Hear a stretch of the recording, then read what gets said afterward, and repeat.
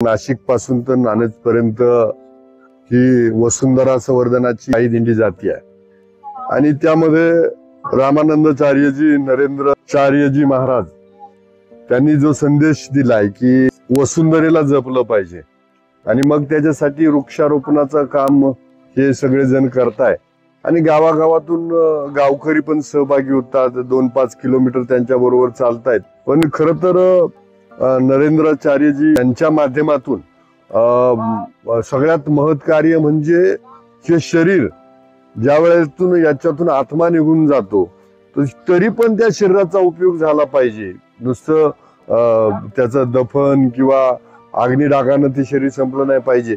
तर त्यासाठी या सगळ्या भक्तगणांनी जवळजवळ 150हून जास्त देहदान म्हणजे आपलं बॉडी दिलेली आहे. भक्तगणांनी त्यांचं देह समर्पित केलेला आहे जिवंत असतानाच. तर मला वाटतं ही खूप मोठी बाब आहे किंवा अवयव दान करणं ही खूप मोठी बाब आहे. आपण जिवंत असताना तर समजा पुण्य करतो पण आपल्या मृत्यू पश्चातही आपलं काहीतरी कर्तव्य बजावून जाणं म्हणजे मला वाटतं यासारखी मोठी सेवा असूच शकत नाही. आणि हे सगळं फक्त होऊ शकलं तर रामानंदाचार्य नरेंद्राचार्यजी यांच्यामुळे होऊ शकलं.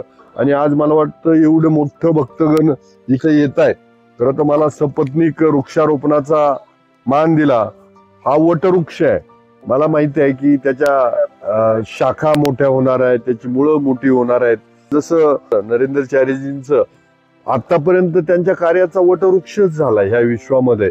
तर ही खूप मोठी बाब आहे. मोठे भक्तगण आहेत, मोठे रक्तदान. मला वाटतं या रक्तगणांकडनं वर्षात जे रक्तदान दरवर्षी होतं एवढं मोठं रक्तदान कुठल्याच बाकीच्या याकडनं होत नाही किंवा अशी सगळी कार्य होत आहे. आणि आज हे महत् कार्य वसुंधरेला वाचवायचं असेल तर झाडे लावली पाहिजे, झाडे जगवली पाहिजे. तर मला वाटतं आपण झाडे लावू, झाडे जगू.